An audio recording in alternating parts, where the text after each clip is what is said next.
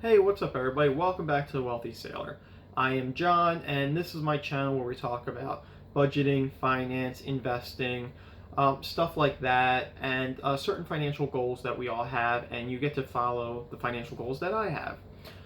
For any of you who haven't seen any channel or any of my videos before, my goal right now that I'm working on is by the end of 2021, I will be worth $500,000, which from my current position is looking pretty good. So I'm pretty excited about that. But I also talk about different investments and strategies I have and stuff like that. So today's video is about an economic term called the sunk cost fallacy. Anyway, for those of you who don't know, the sunk cost fallacy is an economic principle where it basically tries to identify motivations behind things. More specifically, the motivations behind why people stay in a situation that it would be more beneficial for them not to stay in, which they are usually not completely able to see the motivations behind it. Like in the outsiders can usually identify like logical reasons why they should move out of that situation.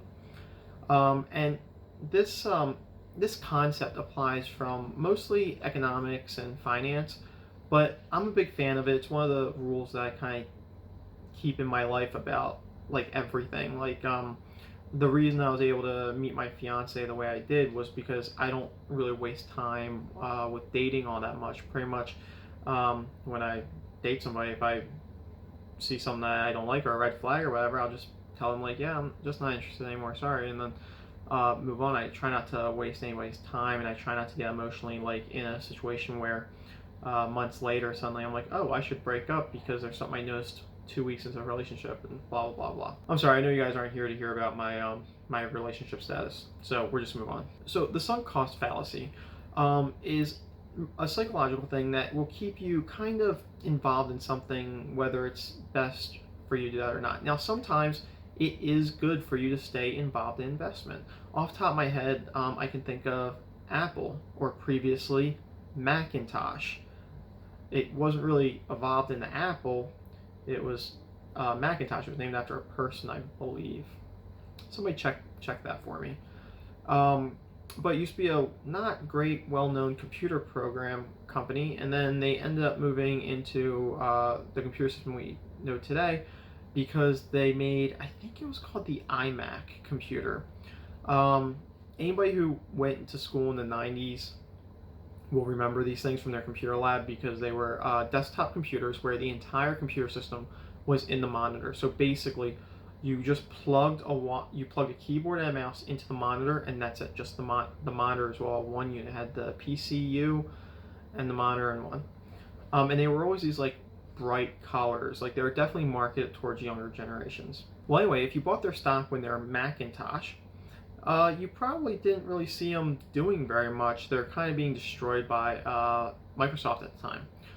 However, if you didn't sell their stock, then you ended up owning it for when it came out with the iMac and the MacBooks, and later the iPods, and what the iTouch I think came after that, the iPod Nano, basically all that stuff until now. They pretty much just do phones and tablets. So if you were kept with it, you would be golden. Like you would have been really well off. But there's no way of knowing that. So that's one of those times where the sunk cost fallacy might have caused you to stay in something, but it worked out for you. The problem is that most times it doesn't. Most of the times, things that are going downhill generally continually go downhill. Mathematically speaking, it's actually pretty hard once something's in a downward trend to move it up. Like just the amount of energy and force required is a lot more significant than even it just staying steady. So if something's going up, it'll continue to go up. If something's steady, making it go up takes some energy, but if it's going down, making it reverse course takes a lot of energy. And a good example of that is Blockbuster. I don't know who watches these videos, but if you don't know, Blockbuster used to be a place where you can rent movies from because you didn't used to be able to do it online. So you'd go there and you'd pick out your movie, and then you'd go home and play it, and then don't forget to rewind the VHS or later DVDs. But Blockbuster had a very slow but steady decline. It was on the decline for years and years and years, and then it tried to do what Netflix does now, except they tried this back in like 2000. Back in 2000, we all had 56K. It took me 20 hours to download a movie off of like, I don't even think LimeWire was a thing yet. Maybe Kazaa?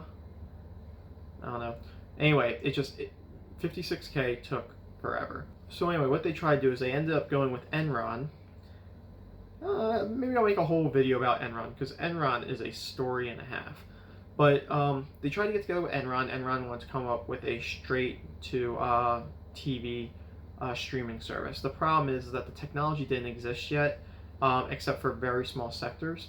And the thing is that it would have cost so much money to wire the infrastructure to each home that the service would just be so expensive that nobody would even pay for the internet service, let alone the movie streaming service.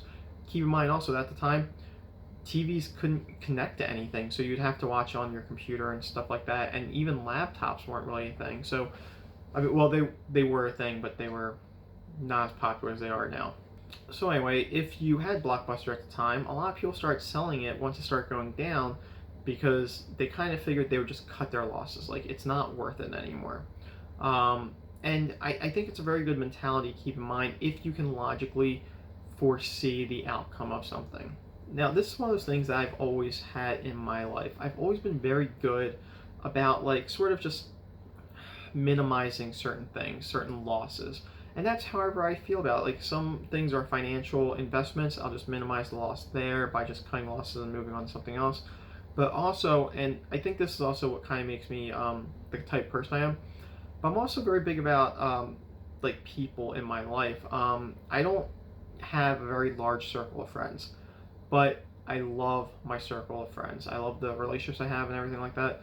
And the reason being is because, you know, if I'm friends with somebody and there's a lot of drama, I just, you know, not friends, or don't hang out with them. I wouldn't say like, oh, I'm not their friend, but they're not somebody I see regularly. I won't just stay friends with anybody just because I already have been friends with them for a long time. Like, the past is good and everything. It's good to have that history and the memories of us like going to high school together and stuff like that. But if they were to ever become like detrimental to like what I'm trying to do, you know, I don't really need that in my life. Luckily, this isn't something that I've had to worry about in years. I mean, years and years. Generally speaking, I don't let too many people close to me. Part of it's because, you know, I deploy, so you don't really make too many friends when you deploy. You make coworkers, sure, but not really friends. You're pretty much working all the time.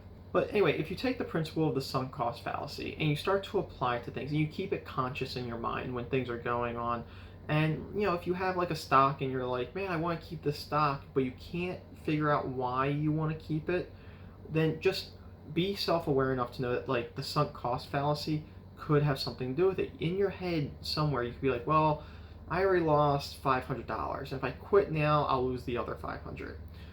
But that's what gamblers say. When, you know, if you go into a casino and you lose $100, it's like, man, well, okay, well, I need to keep playing because if I walk out now, I lost $100. It's like, well, yeah, okay, if you walk out now, yeah, you definitely lost $100. But if you keep playing, you're pretty likely to lose $100 more, or, you know.